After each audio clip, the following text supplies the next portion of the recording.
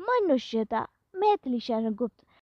प्रकृति के अन्य प्राणियों की तुलना में मनुष्य में सोचने की शक्ति ज्यादा होती है।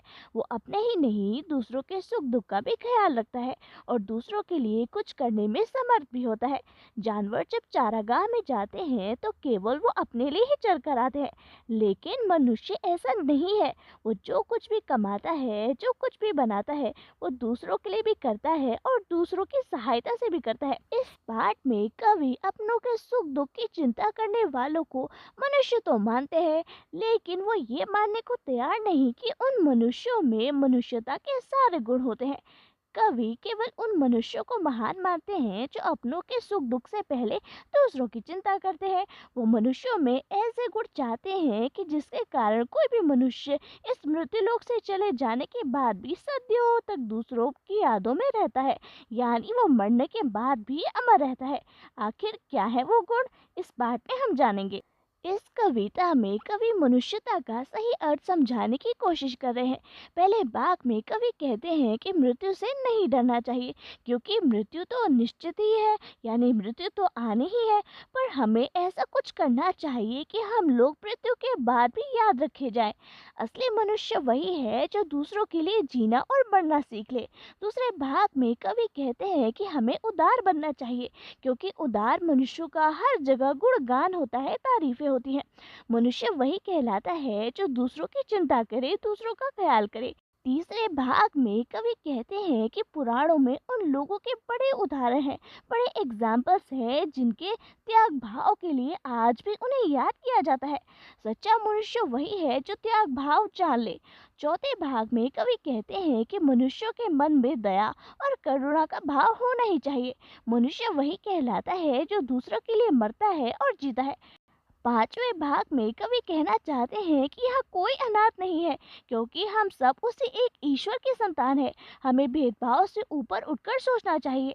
छठे भाग में कवि कहना चाहते हैं कि हमें दयालु बनना चाहिए, क्योंकि दयालु और परोपकारी मनुष्यों का देवता भी स्वागत करते हैं, यानी हमें दूसरों का परोपकार और कल्याण करना चाहिए।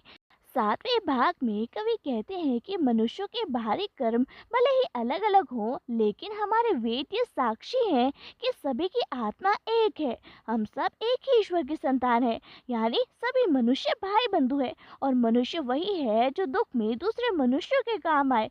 अंतिम भाग में कवि कहना चाहते हैं कि विपत्ति और विघ्न यानी परेशानी को हटाते हुए मनुष्य को अपने चुने हुए रास्तों पर चलना चाहिए और आपसी समझ को बनाए रखना चाहिए और भेदभाव को नहीं बढ़ाना चाहिए। ऐसी सोच वाला मनुष्य ही अपने और दूसरों का कल्याण और उद्धार कर सकता है।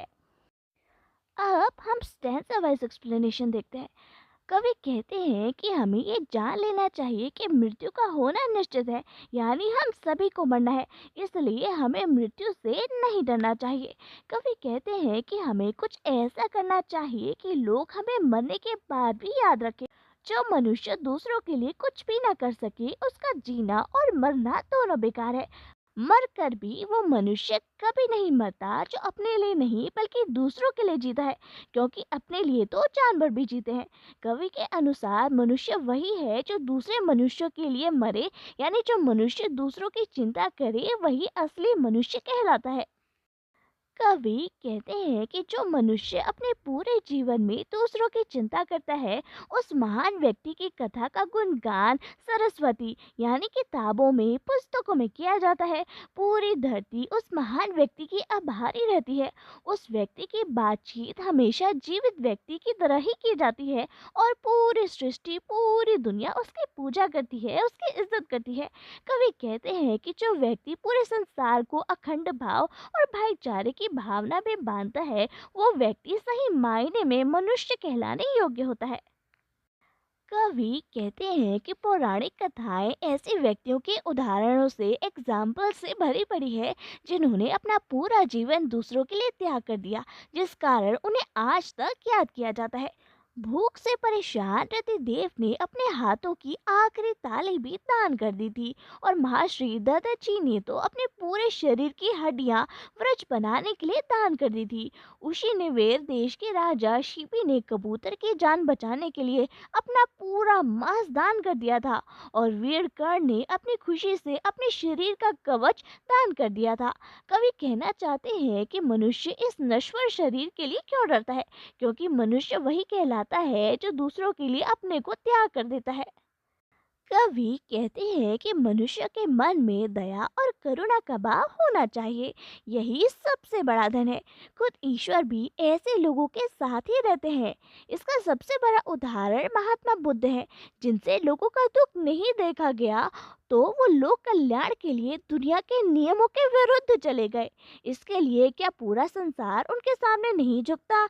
यानी उनके दया भाव और परोपकार के कारण आज भी उनको याद किया जाता है और उनकी पूजा की जाती है। महान उसको कहा जाता है जो परोपकार करता है, वही मनुष्य है। मनुष्य कहलाता वो है जो मनुष्यों के लिए जीता है और मरता है। कवि कहते हैं कि भूल कर भी कभी संपत्ति या यश यानी प्रॉपर्टी और पैसे पर घमंड नहीं करना चाहिए। इस बात पर कभी गर्व नहीं करना चाहिए कि हमारे साथ हमारे अपनों का साथ है, क्योंकि कवि कहते हैं कि यहाँ कौन सा व्यक्ति अनाथ है। उस ईश्वर का साथ तो सबके साथ है। वो बहुत दयावान है और उसके हाथ सबके ऊपर रहते हैं। कवि कहते हैं कि वो व्यक्ति भाग्यहीन है जो इस प्रकार का उतावलापन रखता है, क्योंकि मनुष्य वही व्यक्ति कहलाता है जो इन सब चीजों से ऊपर उठकर सोचता है। कवि कहते हैं कि उस कभी न समाप्त होने वाले आकाश में असंख्य देवता खड़े हैं, जो परोपकारी और दयालु मनुष्यों के सामने से खड़े होकर अपनी भुजाओं को फैलाकर स्वागत करते हैं।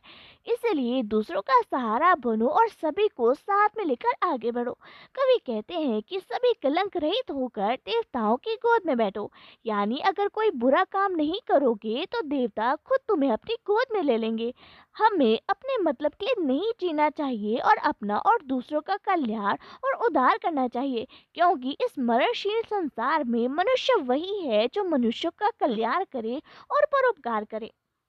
कवि कहते हैं कि प्रत्येक मनुष्य एक दूसरे का भाई बंधु है, यानी भाई है। ये सबसे बड़ी समझ है। पुराणों में जिसे स्वयं उत्पन्न पुरुष माना गया है वो परमात्मा या ईश्वर हम सभी का पिता है। यानी सभी मनुष्य उस एक ईश्वर की संतान है। बाहरी कारणों के फल अनुसार प्रत्येक मनुष्य के कर्म भले ही अलग अलग हो, लेकिन हमारे वेद इस बात के साक्षी है कि हम सभी की आत्मा एक ही है। कवि कहते हैं कि यदि भाई भाई के दुख और कष्टों का नाश नहीं करेगा तो उसका जीवन जीना व्यर्थ है, क्योंकि मनुष्य वही कहलाता है जो बुरे समय में दूसरे मनुष्यों के काम आता है। कवि कहते हैं कि मनुष्य को अपनी इच्छा से चुने हुए मार्ग में खुशी खुशी चलना चाहिए और रास्ते में अगर कोई भी संकट या बाधाएं आए तो उसे हटाकर उसे आगे बढ़ते रहना चाहिए। मनुष्य को ये ध्यान रखना चाहिए कि आपसे समझ ना बिगड़े और भेदभाव ना पड़े। बिना किसी तर्क और वितर्क के सभी को एक साथ लेकर आगे बढ़ना चाहिए। तभी ये संभव होगा कि मनुष्य दूसरे की उन्नति और कल्याण के साथ अपनी समृद्धि भी कायम करे।